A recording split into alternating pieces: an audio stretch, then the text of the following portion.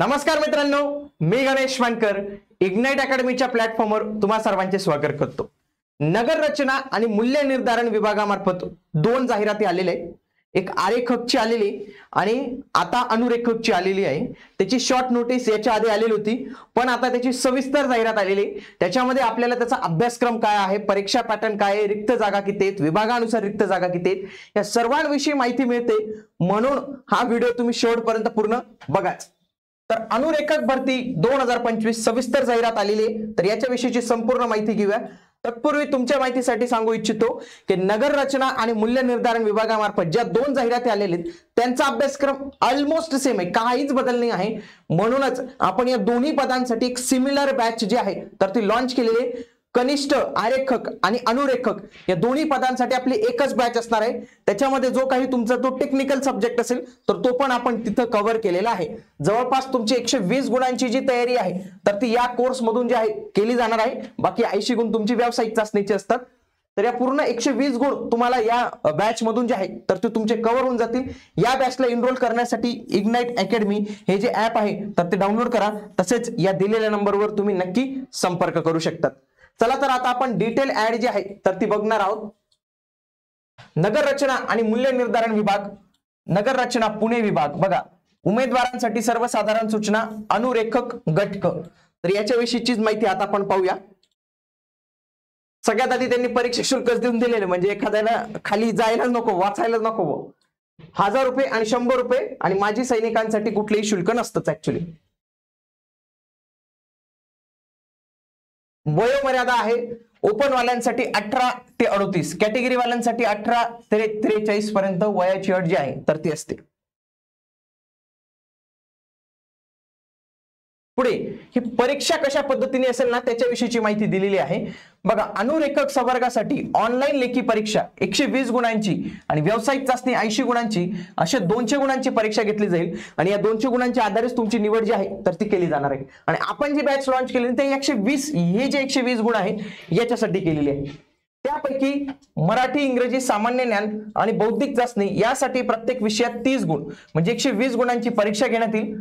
सदर ऑनलाईन परीक्षा ही अनुरेखक पदासाठी निश्चित केलेल्या याच्यानुसार होणार आहे आणि 90 मिनिटांची परीक्षा जी आहे तर ती असणार आहे। इथं आलं लक्षात। सोबत जे उमेदवार परीक्षेत 45% पूर्ण करतील त्यांना ते पुढे व्यावसायिक चाचणीसाठी जे आहे तर ते बोलवणार आहे। शैक्षणिक पात्रता काय लागणार आहे अनुरेखक या पदासाठी? बघा, त्याची 10वी पास पाहिजे। तो उमेदवार 10वी पास पाहिजे प्लस 2 वर्षाचा त्याने काय पाहिजे, स्थापत्य किंवा वास्तुशास्त्रीय आरेखक। म्हणजे तुम्ही जर पाहिलं सेम शैक्षणिक अर्हता आहे, म्हणजे जे उमेदवार क्वालिफाईड आहेत त्यांनी दोन्ही पदांसाठी जे आहे तर ते अर्ज केलाच पाहिजे। ओके, सोबत तुमचं जे आहे तर ते ऑटोकॅड वगैरे पूर्ण पाहिजे, त्याच्या संबंधीची संपूर्ण माहिती त्यांनी इथे दिलेली आहे। बघा, अभ्यासक्रम पण दिलेला आहे। याच्यामध्ये मराठीवर येतील 15 प्रश्न 30 गुणांसाठी, ज्यामध्ये व्याकरण, वाक्यरचना, शब्दार्थ, प्रयोग, समास, समानार्थी शब्द, विरुद्धार्थी शब्द येतील। सर्वसामान्य शब्दसंग्रह, म्हणी, वाक्य, प्रचार आणि उपयोग, उतार्यावरील प्रश्नांची उत्तरे, वाक्य पृथक्करण, लेखक व कवीचे टोपण नावे, समूहदर्शक शब्द, ध्वनिदर्शक शब्द, प्राणी आणि त्यांचे घरे। तुम्ही जर अभ्यासक्रम पाहिला, अभ्यासक्रम मध्ये काहीच फरक नाही आहे आरेखक आणि अनुरेखकचा। म्हणून दोन्ही पदांसाठी एलिजिबल जे असतील त्यांनी दोन्ही पदांसाठी फॉर्म भरा, कारण की तुमचा एकच अभ्यासात तुमचे दोन्ही पद जे आहे तर ते कव्हर होणार आहे। इंग्रजीचा सिलेबस दिलेला आहे, ज्याच्यामध्ये ग्रामर आणि वोकॅबवरच थोडा जास्त भर दिलेला आहे। बघा, सामान्य ज्ञानमध्ये त्यांनी काय विचारलेलं आहे की चालू घडामोडी, भारताची राज्यघटना, महाराष्ट्राचा भूगोल, महाराष्ट्राचे भारताचे नागरीकरण याच्यावर ते 3 प्रश्न विचारणार आहे। मूलभूत संगणक ज्ञान, माहिती तंत्रज्ञान याच्यावर 3 प्रश्न विचारणार आहे। तांत्रिक संज्ञा आणि त्यांचा वापर, मग याच्यामध्ये वेगवेगळ्या संज्ञा आहेत त्याचे 3 प्रश्न विचारतील। ऑटोकॅड याच्यावर 3 प्रश्न, जीआयएस, जीपीएस याच्यावर 3 प्रश्न। म्हणजे उमेदवार विचारत असतात की या बॅच मध्ये हे असणार आहे का? हो, या बॅच मध्ये आपला हा जो भाग आहे ना तर हा पण भाग जो आहे तर तो कव्हर होणार आहे। पुढे इथं बौद्धिक चाचणीचा भाग आहे, हे बौद्धिक चाचणीचे आहेत। इथं 15 प्रश्न 30 गुणांसाठी, इथं फक्त बौद्धिक चाचणी विचारले जाणार आहे, ऍप्टिट्यूडचा इथं त्यांनी विषय ठेवलेला नाही आहे। हे इथं जे कोणी 45% गुण घेतील, 120च्या 45% गुण घेतील तर त्यांना व्यावसायिक चाचणीसाठी बोलवण्यात येईल। त्याच्यानंतर जे आहे तर ते काय होणार आहे, 80 गुणांची तुमची व्यावसायिक चाचणी जी आहे तर ती घेतली जाणार आहे आणि त्याच्यानंतरच तुमचं जे आहे तर ते सिलेक्शन होणार आहे। ओके, उमेदवारांचे ऑनलाईन अर्ज पद्धतीने स्वीकारण्यात येत असून अर्ज करताना उमेदवारांनी कोकण, पुणे, नाशिक, छत्रपती संभाजीनगर, नागपूर, अमरावती या विभागातून फक्त एकच प्राधान्य असलेला विभाग निवडणे बंधनकारक राहील आणि पात्र उमेदवारांचा अंतिम निकाल हा उमेदवारांच्या गुणांच्या आधारे आणि अर्जात नोंदवलेल्या विभागातून उपलब्ध असलेल्या बिंदूनिहाय रिक्त पदांवर जाहिरात करण्यात येईल. म्हणजे तुम्हाला एकच विभाग निवडायचा आहे. आता कशा पद्धतीने निवडायचं याच्यावर आपण जेव्हा फॉर्म भरण्याचा व्हिडिओ घेणार आहोत ना, त्याच्यामध्ये तुम्हाला डिटेलमध्ये माहिती देणार आहोत.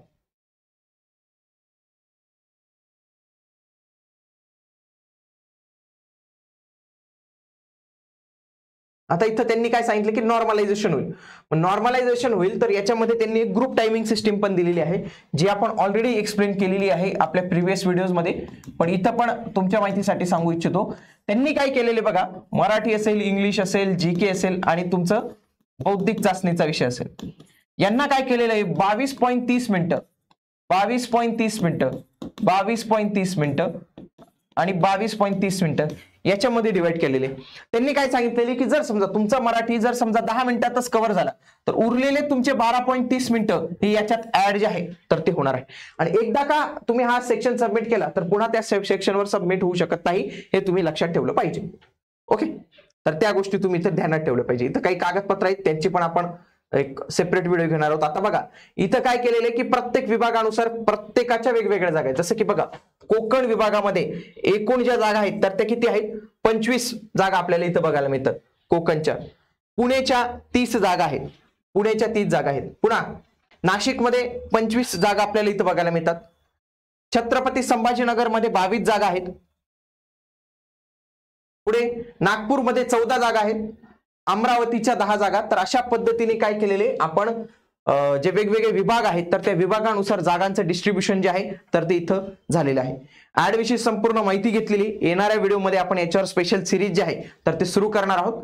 भेटूया आता पुढील व्हिडिओमध्ये. तोपर्यंत जय हिंद, जय महाराष्ट्र, धन्यवाद.